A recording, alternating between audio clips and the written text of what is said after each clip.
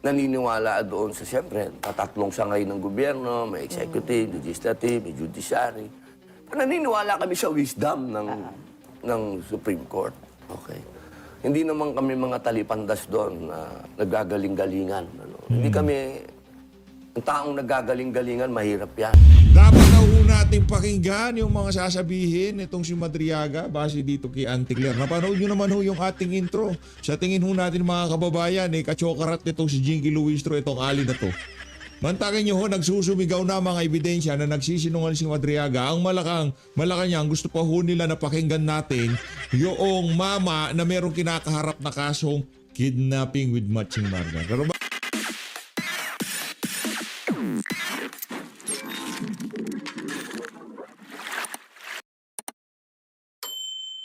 Rerekta na ho kagad tayo dito kay Auntie Claire. Tapos sisegue ho tayo dyan sa The Spokes ha. Naging guest ho nila itong si Senator Robin Padilla. Ang ano ho dyan ang kanilang magiging paksa. Siyempre mainit ho ngayon yung kasinungalingan itong si Madriaga.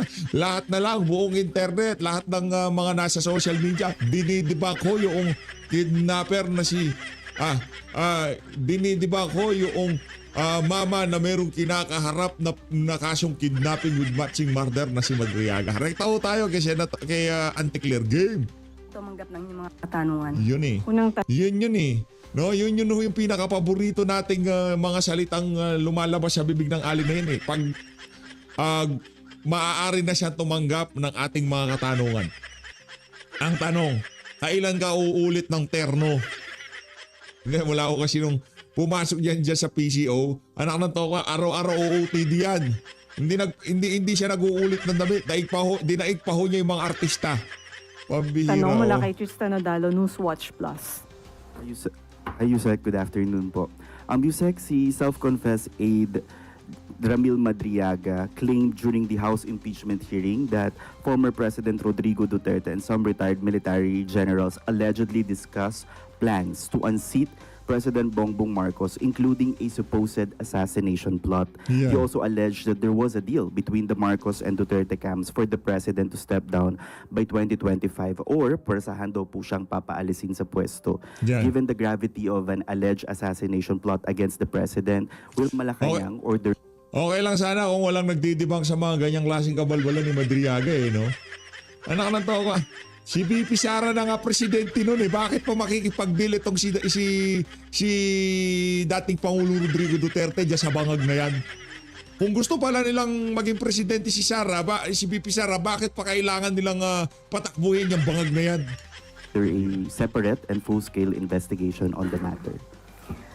Sa ngayon po ay aalamin natin ang buong katotohanan rito. Pero ang pinag-usapan na ni Mr. Ramil Madriaga at ng dating Pangulong Duterte ay wala po tayong personal na kaalaman, kahit na ang Pangulo ay walang personal na kaalaman patungkol po dito.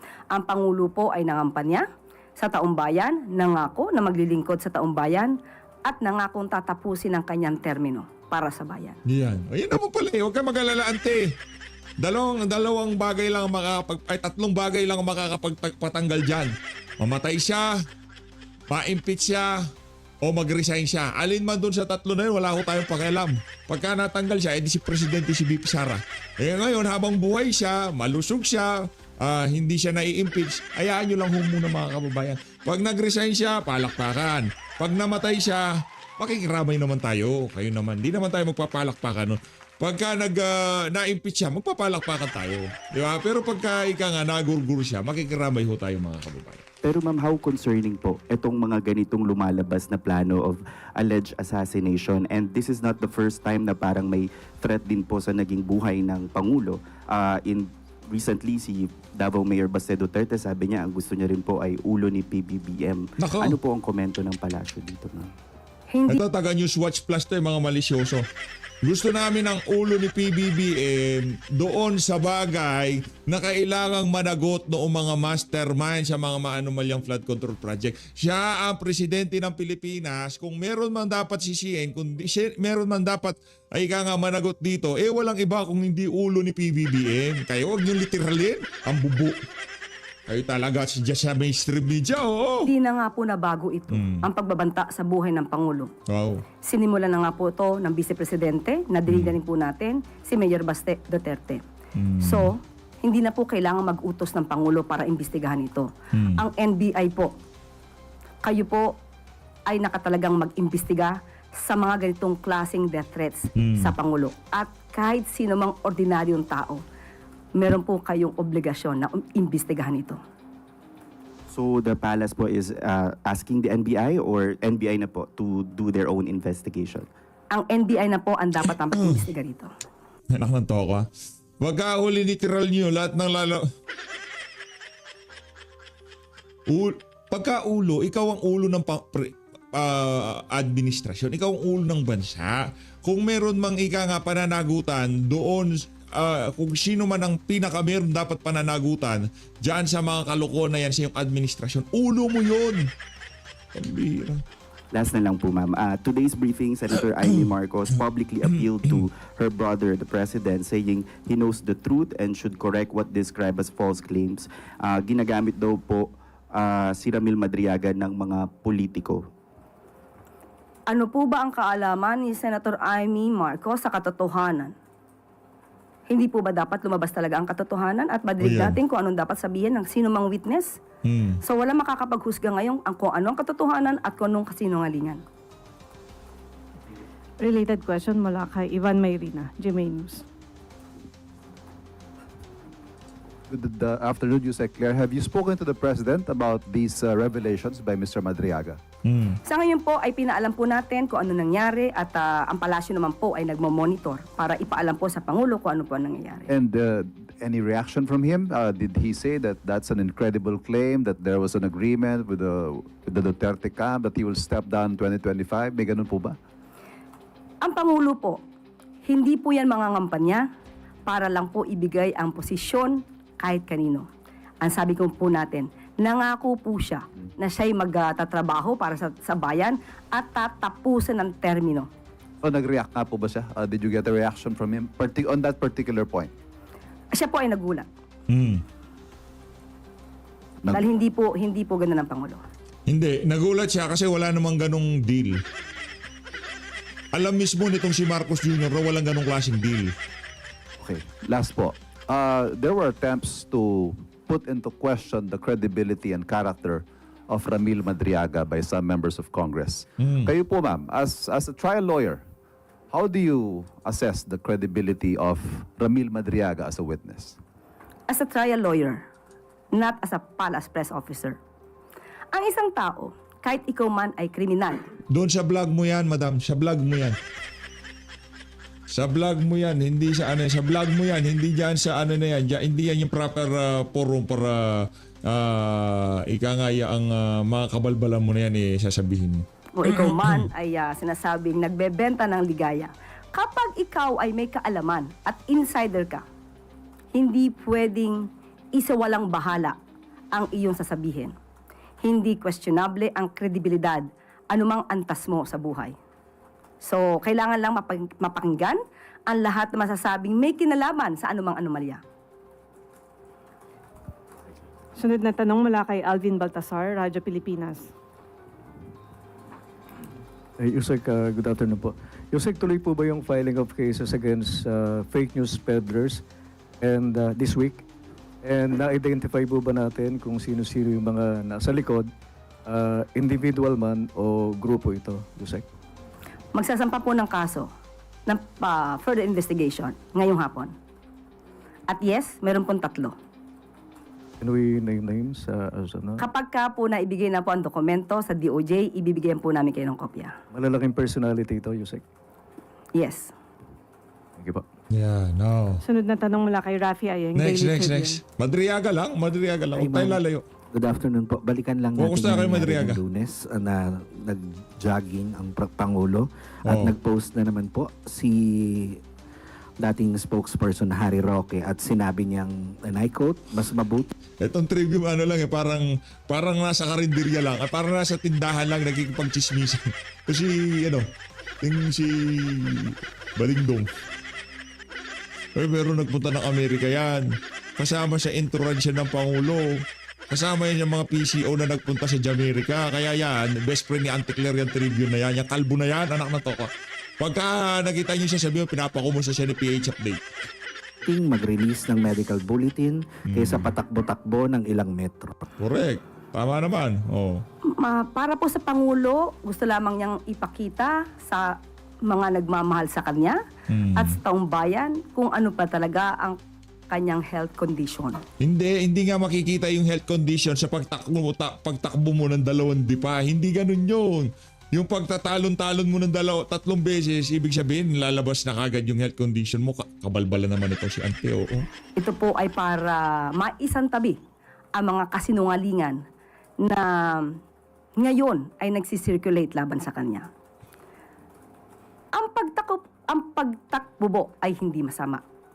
Mas maganda po na tumakbo ng ilang metro kesa tumakbo sa kamay ng batas. Man ako, matindi yan. Atty. Harry, oh. Hinabanatan ka ni Ante mo, oh. Ante mo pagod na. At tandaan po natin, Nakita ko ho mga kababayan sa mga mata ni Ante Claire, hindi nga na parang pagod na siya. Yung sigurong physical niya, yung mukha niya, naaayos pa ng kahit papaano pero yung puso't sa loobin niya, hindi niya wala na.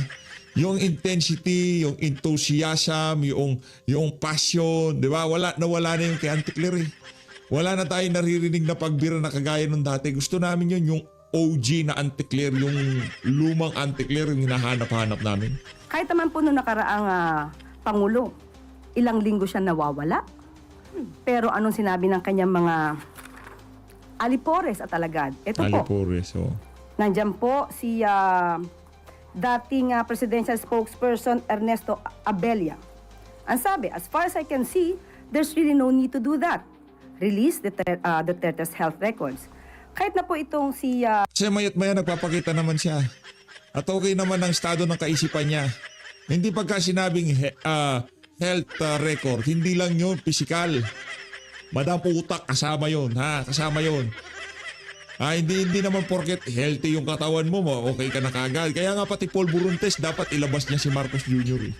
Bangag talaga. Harry Roque. Ang sinabi po niya, I don't think the people should worry about lack of transparency because the president himself will say what his condition is. So, nakita na po natin kung anong kondisyon ng Pangulo. Kayo po mismo ang saksi. So, ganito mga paninira nang galing lamang sa kampo ng nais na pabaksakin ng Pangulo. Sila po ay mga mapanira lamang at walang magawa sa buhay. Ma'am, on another topic naman po, yung pinaka-latest is sa patuloy na hindi pagharap ni VP Sara sa impeachment proceedings. Ano po ang nakikita niyong ang masasabi ng palasyo tungkol dito? Choice niya po yan. Kung ayaw niya pong ipakita sa taong bayan ang katotohanan at yung issue about accountability and transparency, yan po ay hindi niya pinakikita sa taong bayan ngayon. Choice niya po yan. Taray. Wala bang sundot na makikita ho natin kung wala namang itinatago, dapat magpakita. Walang ganon. Nawawalan ka na ng gana. Ayoko yan. Kasi dapat consistent ka. Yung husay mo nung una, ilabas mo ngayon. Hindi pwedeng sa una ka lang mahusay. Hindi pwedeng ganon. Sa lahat ng bagay ho mga kababayan, ang sikreto talaga consistency. Hindi mo kami mabadadaan doon sa mga 3 salita tapos na kagad ilabas mo yung galing mo, Ante. Ilabas mo yung husay mo. Pabidahan mo kami. Thank you. Sunod na tanong mula kay Marisol Halili, TV5. Good afternoon, Yusek. Yusek, may we have Palace's reaction about the filing of petition of the United People's Initiative? Based on their position, they are actually asking the Supreme Court to order the President to undergo a hair follicle drug test para daw matapos na yung mga issues about this. Yun po muna. What's your comment? Sino po bang gumawa ng issue unang-una? Hindi po ba sila? Silang gumagawa ng issue na walang basihan. So, meron na po rin dati naging ruling ng Supreme Court patungkol po dyan sa nakaraang Pangulo. At ating ipapakitang muli, no? Pakita mo. Isa itong article na sinulat, papabangkitin ko ng pangalan, ni Mr. Ray Panaligat. Okay? So, ang Supreme Court po ay nagbigay na rin po ng desisyon patungkol po dito na hindi po kinakailangan at kailangan sapilitang magbigay ang isang Pangulo ng kanyang medical records, especially, and I quote, "Apparently, petitioner's allegation that the President is seriously ill is unsubstantiated and is based merely on petitioner's surmises and conjectures regarding his perception of the declining health of the President," referring to President Duterte at the time. So, kung puro chismis lang po ang pagbabasihan ninyo, at guni-guni lamang at wala kayong anumang basihan, sa tingin po natin ang Supreme Court ay Yung pagiging ikangala parang absent-minded nitong si Marcos Jr. sa lahat ng issue sa Pilipinas. Hindi guni-guni yun, Auntie Claire. Yung pagsabi niya ng mahiya naman kayo tapos walang naging resulta yung investigasyon sa mga maanomalyang flood control. Hindi guni-guni yun, Auntie Claire. Yung biglang pagbagsak ng katawan ni Marcos Jr. at parang bungo na siya ngayon, hindi guni-guni yun, Auntie Claire. Huwag niyo naman nung lokohin ang katalinuhan ng sambayan ng Pilipino. ay hindi Pambihira naman ka po naman, oo. babalik ta rin ang ganitong klaseng jurisprudence. Ma'am, isa pa po, ipinunto rin po kasi nila doon sa kanilang petition na the right to information is paramount. We, the people, as sovereign, have the right to assert transparency regarding the condition of officials who exercise executive power in our name. So they are asking for transparency. Are we not transparent?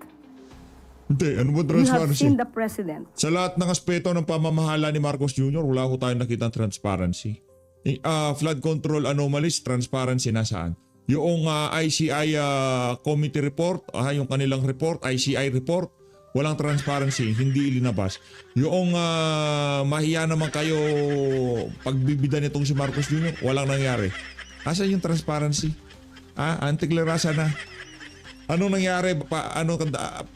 Anong tunay na dahilan kung bakit namatay si Cabral? Bakit tinanggal si Amena Pangandaman? Bakit tinanggal yang pangal to? Bersamin. Asan yung transparency? Working. Alam mo You have seen the President reporting face to face, personal pa. So unless they can prove that there is serious illness, then there's no need for the President to do that based on the Supreme Court decision. Thank you, sir. Sunod na tanong mula kay Ana Bajo, GMA Online. Afternoon, ma'am. Ma'am, Cavite Representative Kiko Barzaga has called for the ouster of the President, claiming na si Presidente yung nasa likod ng pagpapakulong sa kanya. Sabi niya, lumalaban pa rin siya kahit pinakulong siya and kailangan na raw pong tanggalin si Pangulo sa posisyon dahil sa ang dami na niyang ninakaw galing sa flood control and masyado na niyang pinataas ang presyo ng gasolina. Baka lang po may comment ang palas, ma'am. Meron. Yan ang problema sa atin, di ba? So alam naman natin kung sino ang nagdemanda kay Congressman Kiko Barzaga. Alam din naman niya kung sino ang nagdemanda sa kanya. At alam din naman niya kung kailan siya humingi ng apologies dahil sa kanyang ginawa. Hindi ito makakaila. So paano niya masasabi na ang Pangulo ang nagpakulong sa kanya? Hindi siya sinasampahan ng Pangulo ng anumang kaso kahit anong klaseng paninira ang ginagawa niya. Sa mga ganitong klaseng tao po, may mga taong fake news peddler, Fake news peddler. destabilizer, Stabilizer. sakim sa kapangyarihan. Sakim sa Ito mga kapangyarihan. taong to ay Oo. hindi na natin po papaharapin sa salamin para tignan ang kanilang konsensya dahil wala silang konsensya. Wala silang Kayo na konsensya. lang po sa mainstream media at matitinong Si Auntie Claire lang ang may konsensya. Di ko siya nag-uulit ng damit. Pagdating sa Auntie Farah, talagang yan si Auntie Claire. Walang makakatalo dyan. Pamira. Wala, hindi na lahat sa forma. Buti pa nung mukha kang ale. Buti pa nung mukha kang mukha kang kumadrone. Diba mo, buti pa nung mukha kang sinaunang babae. Buti pa nung okay pa mga, banat mo kay VP Sara ngayon, nawawala na. Napunta lang sa mukha, gano'n? Pambihira. So, nasa SOCMED. Kayo na po ang humarap sa salamin at tanungin nyo, totoo ba itong sinasabi ni Congressman Kiko Barzaga? Ma'am, Yan. yung statement lang po ni Congressman, as a lawyer, ma'am, makikita nyo rin po ba ito na inciting to sedition na rin yung ginagawa niya? Obviously, yes. Thank you, ma'am. Sunod na tanong mula kay Jervis Manahan, ABS-CBN. Hi ma'am, good afternoon. Earlier today po, si Vice President Sara Duterte issued a statement regarding the impeachment proceedings yesterday, and she did not directly address the allegations on corruption. She chose to focus on the law school issues. And at the end of that statement, she said na the government failed to give relief to the public in this price crisis because the public funds are being used for political maneuvering. Ano po ang reaction po ng palace po dito? Muli, no? Ito ang mahirap sa hindi nag-aaral, hindi nagbabasa, hindi inaalam kung ano ba ang katotohanan. The brain that doesn't feed itself, eats itself. Yan ang sabi ni Gore Vidal. Nako, yung Gore Vidal na yan hindi pa siguro nakita yung utak ni Marcos Jr. Diba? Yung utak na hindi pinapakain, sumisinghot yan. Dami yung mga kaartehan na ganyan. Simple lang, administrasyon ni Marcos Jr., flood control anomalies, scandal, mali-maletang pera dinideliver. Hindi kasi sinungaling yan. Hindi pa nga na-debunk, hindi pa nasagot itong si Zaldico, hindi pa nasagot yung 18 Marine. Ano nangyari, ate? Yung utak na hindi pinapakain, adik. Ilang oras po tayong nasa press briefing kahapon matapos ang Uplift Committee meeting. Halos 2 oras tayong nagkaroon ng diskusyon kung ano ang tulong ng gobyerno, ano ang maaari pang ibigay na benefits sa ating mga kababayan. Halos 2 oras. Natapos na nga po ang lunchtime, hindi pa po tayo nakapag-lunch para lang matapos ang ating briefing. Sa oras na yun, wala man lang ba siyang nalaman at nakita at narinig kung ano-ana ang mga programa ng Pangulo. Nakakalungkot para isang public servant, no? Nakakalungkot para sa isang public servant na lumalabas na walang alam. At wag niya pong ipahid ang mga issue ng accountability and transparency dahil may sarili po siyang issue ngayon na dapat niyang kaharapin. Ma'am, on another matter po, the Ombudsman is investigating 26 lawmakers na allegedly ay involved po sa infrastructure scandal, no? Not just flood control but infrastructure scandal. May knowledge po ba tayo dito or ano po ang masasabi po natin? Well, trabaho po mismo ng Ombudsman, ng DOJ, ang pag-iimbestiga po dito. So, maganda po yan na pangitain at senyales na patuloy at porsigido po ang Office of the Ombudsman na tutukan ang korupsyon na naganap kahit ngayong administrasyon na to at noong nakaraang administrasyon. Maganda po yan. So we are seeing more names po being implicated in this scandal po. Depende na po yan sa maiimbestigahan po ng Office of the Ombudsman. Okay, ma'am. Sunod na tanong mula kay Samuel Medinilla, Business Mirror. Microphone, please. Ay, dito. Kay Mase.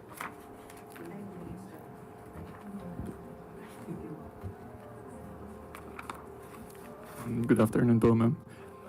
Reaction lang po regarding po dun sa recent IMF at saka Moody's projection po sa economic growth ng Pilipinas. Confident pa rin po ba ang Marcos administration if it will still achieve upper middle income status and its poverty reduction targets within the Marcos administration po?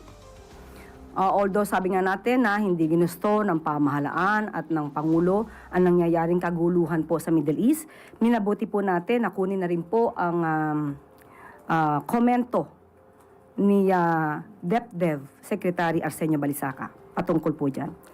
Ibibigay ko po ang kanyang mensahe and I quote, "By July 2026, the World Bank will indicate whether we have met the income threshold for upper middle income status based on 2025 performance. Formal classification may require additional years of sustained results. We remain confident this will be achieved within the term of the Marcos administration. Despite geopolitical tensions and heightened uncertainty, we will stay the course in stabilizing the economy and strengthening social protection to sustain poverty reduction." Thank you po. Another topic po, ma'am. I-clarify lang po namin kung may flagship project po ba ng Marcos administration yung naapektuhan na ng ongoing austerity measures. Sa ngayon po ay muna. Hihingin ko po muna at ibibigay ko po sa inyong detalye. Thank you po. Follow-up question mula kay Chloe Hufana, Business World. Yusek, also on the IMF, they cited po a weaker than expected reform momentum, a sharp decline in public investment and confidence as key drags for its slashed forecast. What specific steps is the President taking to reverse these in the near term? Well, alam naman natin po kung ano pong ginagawa ngayon ng economic team, pati po sa pangunguna rin po ni Secretary Arsenio Balisaca. Sinabi niya rin po ito, and I quote, most Asian economies are likely to miss their growth targets this year due to global supply chain disruptions and heightened uncertainty from the Middle East. So sa ngayon po, kahit ano po ang naranasan natin ngayon dahil dulot ng gulo dito sa Middle East, pinagsusumikapan po ng gobyerno na maibsan or maiwasan, mabawasan ang nararanasan natin na hirap dulot ng krisis sa Middle East. So patuloy pa rin po ang pagpapalago ng ekonomiya. Sunod na tanong mula kay Christian Yusores, DZMM. Hi ma'am, on a different topic lang po. Another lawmaker supported the proposal to suspend the pension premium sa members po ng state-run pension funds. Senator Sherwin Gatchalian is proposing the Protect program where the government will temporarily shoulder the contributions of employees para po sa SSS and GSIS as a measure to the middle income class. So, how does the Palace view this proposal and kakayanin po ba ng pondo ng pamahalaan na sagutin yung pension premium ng mga members? Yan po ang aaralin. Pero sa ngayon po, meron na pong ginagawa na ang SSS, ang GSIS at pag-ibig para sa ating mga kababayan dahil nga sa nangyayaring gulo dito sa Middle East. Sa SSS po ay meron na po silang aabot po sa 60 billion pesos financial assistance and benefits para sa mga miyembro, pensioners at sa mga employers sa kanilang mga loan programs at yung early implementation ng 2026 pension increase. At nandun din po yung loan penalty condonation, pati po sa employer na patungkol po sa contribution delinquency. Ay meron na rin pong relief na ibinibigay po ang SSS. Yan. Ang GSIS naman po, sa ngayon, meron pong tinatawag na Balik Ginhawa Program. Balik Ginhawa Ito po yung 3 buwan na loan, 3 buwang loan moratorium. I-refund muna para po magamit ng ating mga kababayan at babayaran po nila ito nang wala pong tinatawag na interest. At meron na po, sa ngayon po ay meron 297,162 out of 353,667 applications na nag-qualify na po para dito sa Balik Ginhawa Program. Sa pag-ibig naman po, nag-announce po ang pag-ibig na special benefits package para po sa mga repatriated OFWs. At pwede po ma-withdraw up to 100% ang pag-ibig regular savings and modified pag-ibig 2 savings bago po ito mag-mature. At makaka-avail din po sila ng 3 buwang moratorium sa kanilang housing loan payments na walang interest at walang penalties.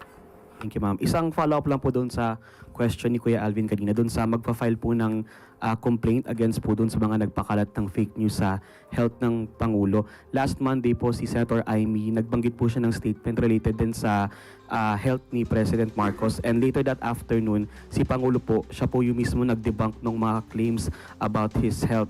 Possible din po ba na makasama sa mga irereklamo ang kapatid ng Pangulo?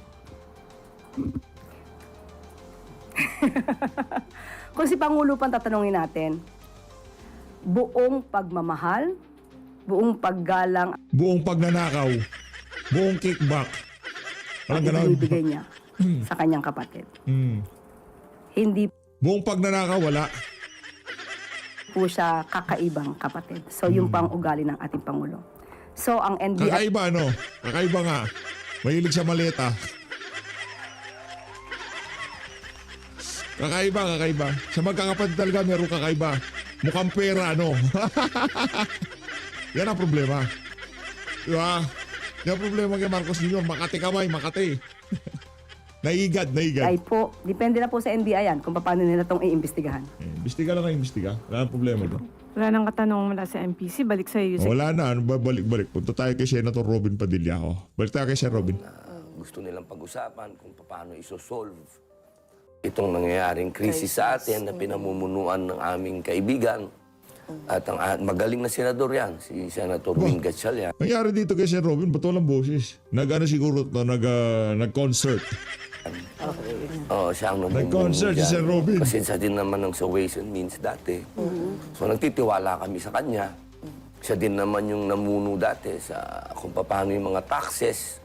So, Rekta ho tayo doon sa testimonya ni Madriaga. Ano ho yun, yung mga usapin sa Senado. Hindi naman interesado mga kasama natin dyan. Kalokohan yun, suspendin yung oil deregulation law. Hindi gagawin ni Marcos Jr. Baka batukan siya ng mga amo niyang oligarko. kami nagkasundo, kaya marami nagsasabi, ba't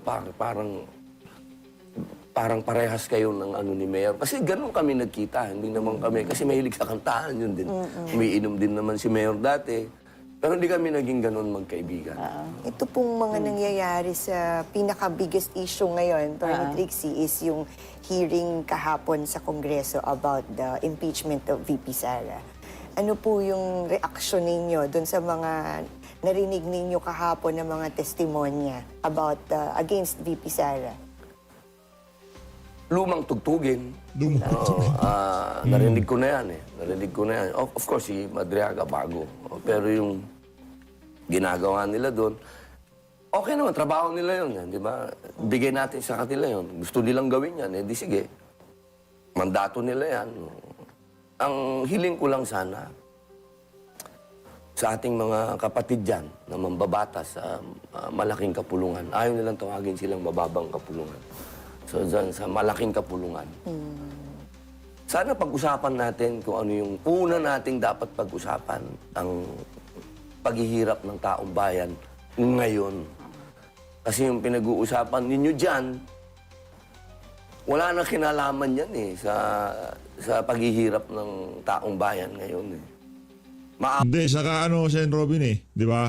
2023 pa lang, pinag-uusapan na natin yan eh. Script ni Trililing yan, di ba? Oh, script ng classmate mo yan, Sen Robin. Oh. Noong 2023 pa yan, 2024, hanggang ngayon di na natapos. Nagkakagulo na sa Middle East lahat. Duterte pa rin ang issue nila dyan sa malaking kapulungan na yan. Awa naman tayo sa mga Pilipino ngayon. Hindi yan ang gusto nilang mapanood. Ang gusto nilang mapanood, paano natin isosolve itong paghihirap nila ngayon. Eh kung ganyan no, ang gusto nyo, aksahin natin ang kuryente, aksahin natin ang mga tubig, pagkain, lahat. Alam ko yan, naghihiring ako eh. Ang daming gastos dyan. Tapos,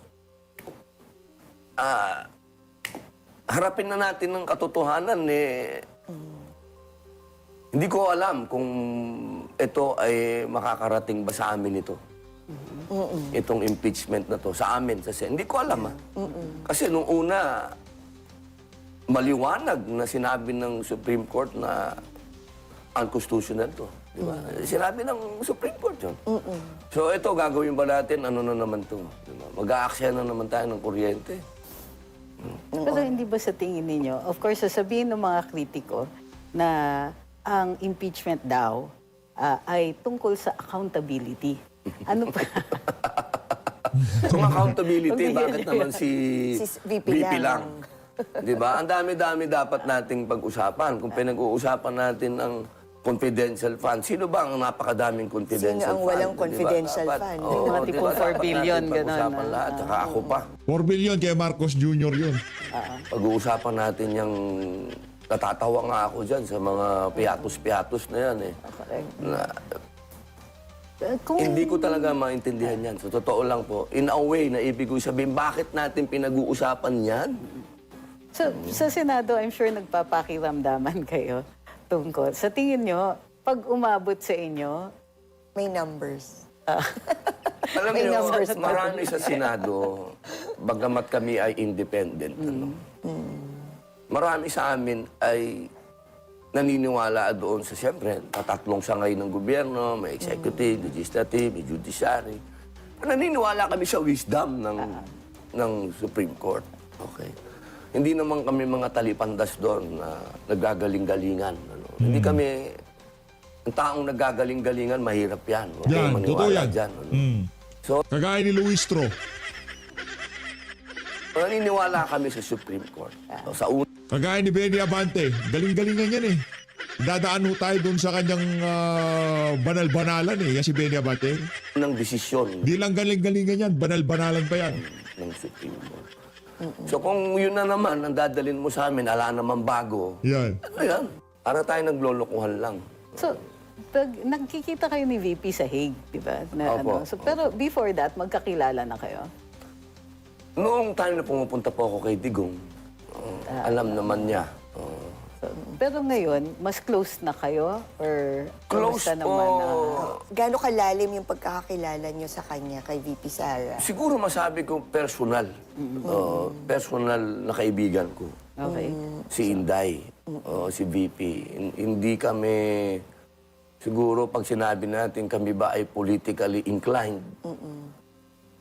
mas political kami ng tatay niya. Mas mas vibes kami ng... Pero Iba kasi si Inday, tandaan nyo, magkaiba si Digong saka si Inday. Kitang-kita. Iba ang mundo nila. Okay? Iba ang grupo ni Ma'am Inday, iba ang grupo ni Digong. Yeah. Kailangan malinaw po tayo. Oo nga. Correct, Pero correct. napag-uusapan niyo pa ba ni VP pagka nakikita kayo tungkol dito sa impeachment? Ay, hindi po. Ah, Kasi hindi. alam Ayaw niyo, niya rin Ma'am- kayong ilagay sa ganong Oo, si sitwasyon. Ma'am Inday ho ay marunong usapang ikaw na gano'n. Wala pong gano'n. Ibang tao po si Ma'am Inday. Masyado siyang formal. Ang jokes namin, personal jokes. Yeah. Never politics ang pinag-uusapan namin. Not even the president. We don't talk about the president. Pero dun sa nandun kayo sa Rage Coalition launching. So, inadvertently, ang Rage Coalition, suporta din to kay VP Inday. So kahit Of course. kinikilala ninyo, kahit magkaiba sila ni PRD, may nakikita ka bang katangian na, alam ko magkaiba sila, yung personalities alone, pero may nakikita ba kayong katangian na Digong doon sa Ganda kay pala nitong interview na to. Dapat pala ito inuna natin bago si Anticlear. Yung Talipandas na yon. Bago pala si Talipandas, dapat ito pala inuna natin. Oh. Ganda ng tala ngayon. If I may lang, Attorney Trixie, kung pwede ko lang dagdagan po yun. Or are you supporting the VP dahil po anak siya ni President ni FPRRD? Or you're supporting her dahil you strongly believe dun sa kanyang kakayahan bilang maging Pangulo? Number one, yung kakayahan. Okay, kasi ako marunong ako makipagkaibigan. Ako, presidente, kaibigan ko yan. Kaya hindi niyo ako mariringgan ng personal attack kay presidente. Gusto ko lang liwanagin. Okay? Si Digong, very close ako sa kanya as kaibigan. Okay? Pero hindi ko isasakripisyo ang bayan para sa kaibigan ko. Si Inday, mahal ko siya bilang magaling na naging mayor ng Davao. Kasi nung panahon niya, alam niya sa history, kasi yung mag-ama na yan, hindi naman nagkasundo yan sa Davao. Magkaiba yung style nila. No? Nung naupo yan, maraming utang ang Davao. Pag-upo ni Vice Mayor yan, naging mayor. Pag-upo niya, inalis na lahat ng tao ni Digong, gumawa siya ng sarili niyang tao, at binayaran niya lahat ng utang ng Davao. Bumabayan sa Davao, walang utang ng Davao. So yun ang lagi kong tinitingnan. Na pag ito naging presidente, baka sakaling mabayaran natin ang utang ng Pilipinas. At least, Nasa ngayon ay nasa 18.3 trillion na. So ako, yun doon ako lagi. Magaling Hindi kita kasi. susuportahan dahil kaibigan lang Past kita. performance ang pinagbabasihan. Iba ang bayan. Okay, pag pinag-usapan natin ng bayan, iba yun. So yung pagmamahal ko kay Inday, number one yung paghanga ko sa kanya. Tsaka nung sinapok niya yung number one na napakawalang yang sheriff, talagang ako'y humanga na sa kanya talaga. Meron talagang mga ganyan sa gobyerno. Ako, ilang beses na akong inaawat ng staff ko sa ganyan, na makakasapok ka talaga eh. Talagang may makukulit talaga na taga-gobyerno. Talagang walang puso sa mahirap. So, yun ang nakita ko sa kanya. Okay, yung tapang, yung malasakit niya, at yung galing niya. Siyempre, pangalawa, anak sa ni PRRD. Yun ang pangalawa. Tatak Duterte. Ate noon, nakita natin dyan, ba't kaya gusto natin si VP Sara? Dahil talagang yung husay talaga. Paninindigan, prinsipyo, yun dun ho tayo. Pagmamahal sa trabaho. Di ba? Ito kasi administrasyon na to, pagmamahal sa maliit ang pinakita eh. Kaya yan, nagkahindot-hindot ang sambayan ng Pilipino. Sang-ayon ho talaga tayo sa mga tinura ng ating Senator Robin Padilla. Pwedeng maging Vice President yan. Baka akala nyo mga kababayan. Yung ibang mga pumupustura kung na lang kay Risa Ontiveros. Senator Robin Padilla na ako. Kung kay John Vic Remulla, Senator Robin Padilla na ako. Makabayan. Makabayan ho talaga yan. Makabayan ho talaga. Hindi ho yan kagaya ng ibang yung mga Remulla. Mawalang kwentang politiko ho yung mga yun. Tatak Duterte. Yung may pagmamalasakit. Kasi Yun ang pagkasama tatak ko ni yan, Duterte, nakakatawa. no? Pag nasa dahig kami, ang daming tao eh. Sobrang daming tao, libo. Paano mo didisiplinahin yung tao? Kasi pwedeng umihi yun doon, pwedeng magtapon yan doon. Pero si Inday, pag nagsalita sa stage, parang tatay na talaga. Kakausapin niya yung tao direkta. Kasi minsan ikaw mahihiya ka eh. Sabihin mo, kayong kung saan-saan dyan magtatapon, kung saan. Yan, diretsa sinasabi niya. Yung paghanga kung ganun yung disiplina eh. O huwag kayong basta-basta magtatapon dyan, iiwan natin na malinis yung lugar, huwag kayong iihi kung saan-saan. Yung disiplina eh. Nandun talaga. Yun eh, kailangan natin yun. Yan ang dapat, Being Filipinos. So, sa pananaw ninyo, nasa Senado kayo ngayon, ano? Yung recently, may mga kaso ang ilang mga kasamahan ninyo. Anong tingin ninyo? Anong take ninyo dyan? Masakit sa amin yun. Lalo sa akin, bago ako dyan eh. Kumbaga, ako po bagong salta. Tapos ganyan ang mga maririnig nyo. Kilala ko yung mga, kilala ko po yung mga tao. Ako lagi kong sinasabi, kilala ko isabihin ko na po, si Joel, napaka-diretsyong tao, napaka-religious na tao. Imposible. Yun lagi ang, imposible, napaka-imposible naman nito. Si Manong Jinggoy, kawawa, pinaka-kawawa sa lahat dahil porket may bahid, katulad ko, naintindihan ko yun eh. Kasi laging pag sinasampal sa akin, ex-convict ka, ganito, ganito. Hindi naman mawala yung stigma na yan. Nakakapit na ba sa akin yan? Kay Cheese na napakagaling na... Doon tayo hindi sang-ayon. Kay Cheese. Sir Robin, doon sa dalawa, sige na, bigyan na kita doon. Pero kay Cheese, si Kilay. Di ba? Doon sa dalawa, bigyan na natin kay Sir Robin. Pero kay Cheese. SP. Nung siya ang SP, ilan ang batas na naipasa ko? 6 na batas na para sa akin inclusive ang mga Muslim. For the first time, naramdaman ng mga Muslim na sila ay kapabilang dito sa Senado. Masyadong masakit sa akin na sila ay na-involve. Sana mabigyan din sila ng patas na pagdinig.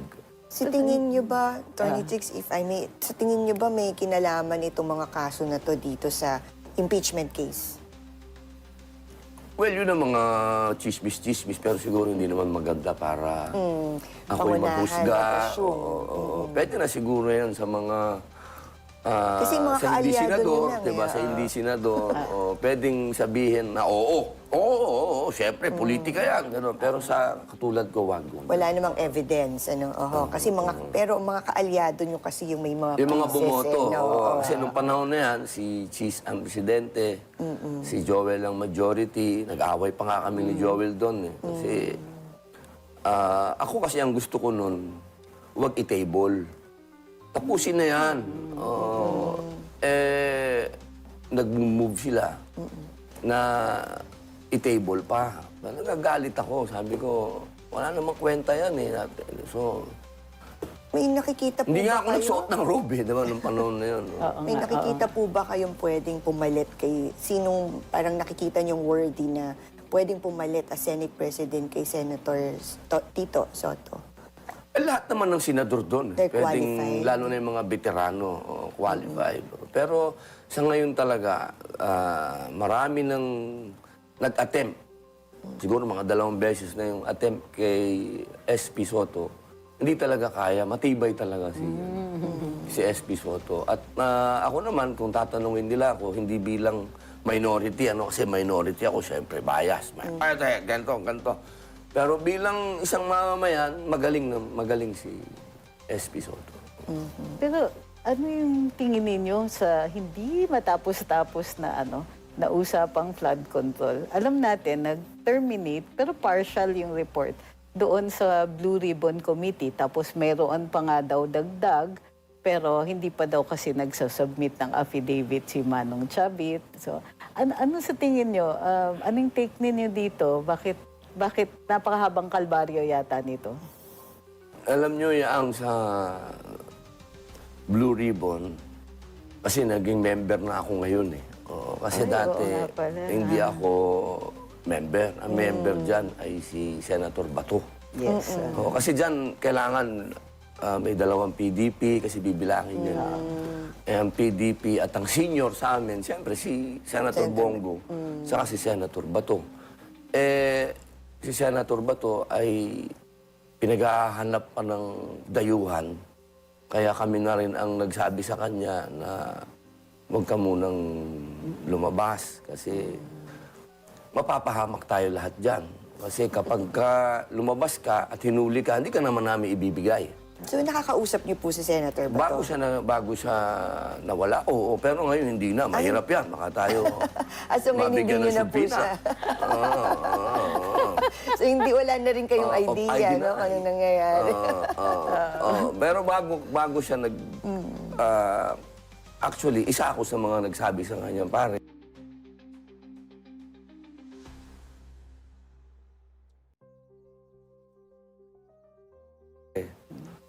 lumubog ka muna. Kasi mapapahamak din kami. Yes. Kasi pagka huhulihin ka rito ng dayuhan at nandito ako, mamatay na tayong dalawa dito. Hindi tayo papayag. Hindi niyo siya ibibigay. No way, dayuhan? Para saan pa tayo nandito? Bakit pa nag-soberanya tayo? Yun na nga problema eh. Pinagpala lang ng Panginoon Diyos nung kinuha si Digong, wala ako dito. Kasi kung nandito ako, medyo malabo yun. No way. Sayang naman ang pagiging apo ako ni Gabera Silang. Sayang naman kung dayuhan ng kalaban. Kung dayuhan. Pero kung Pinoy, mahirap yan. Hindi tayo dapat sumama sa mga gulo. Tayo-tayo mga Pilipino. So dyan sa Blue Ribbon, alam naman natin na ako ang gumanap na lakson sa isang pelikula. Diba? In 10,000 hours. So meron kaming band. May band kami ni Senator Lacson. So, lagi ko dapat intindihin. Kasi ginawa ko ng pelikula eh. So, kumbaga, ibig sabihin ay bilib ako sa kanya. Naniniwala kayo sa naniniwala ako sa kanya. So, kung ano man ang gawin niya, nakasupport ako. At the same time, minority din ako. Alam din niya yon. Bakit? Kasi hindi ko naman sinuportahan yung kanyang Report. siyempre, dapat kay Marcoleta ako. Correct. Dahil minority ako eh. Naintindihan niya, pag pinag-usapan ng politics, minority ako. Kahit na baliktarin mo ako, kailangan kong kampihan si Marcoleta. So, nung panahon na yon, naiintindihan yon ni Senator Lacson kung bakit hindi ako pumupunta sa hearing niya. Pero ngayon, pag nag-resume siya, kailangan nandun na ako kasi member na ako ng Blue Ribbon. So pag nandun na ako sa Blue Ribbon, iyan na po, umpisa na ang pasensyahan na tayo. Patatawag niyo po ba sa Blue Ribbon yung 12 na Marines or 16? Yan ang posisyon, Ay, 16 yan ang posisyon na. ng minority. Okay. Ang posisyon ng 18 po, 18. 18 na. 16 plus 2. Opo, na 2 army. Opo. Yes, reservist yung isa. Yung mga yun ang posisyon. testify against Posisyon ng minority na patawag yung, Patawag pati niya. si Manong Chavit. Ang sabi naman po ni Senator Lacson ay gagawin niya. Okay. Ay papatawag niya. Sa ngayon lamang po kasi, ako din naman ang mag-a-advise na sa kanila. Ang flood control, hindi natin yan dapat kalimutan. Kasi trillion po ang pinag-uusapan dyan. Pero ako, mukhang nakakalimutan na nga no? Kaya dapat ay talaga hindi pag-usapan niyo makakalimutan. ulit. Akala lang nilang Akala makakalimutan lang nila. yan. Akala lang ho nila yan. Pero tayo dito sa PH Update, hindi ho natin bibitawan yung issue na yan. Hindi po yan makakalimutan. Sa ngayon lang, ang tao ang iniisip paano sila makasurvive. Tama. Ako, Ayun na nga mga kababayan, dito na unahan tatapusin ang ating reaction video. As always, maraming salamat po sa pag-support sa PH Update. Mag-ingat po kayo lahat. Lahat ng Pilipinas. Auntie Claire, makinig ka ha.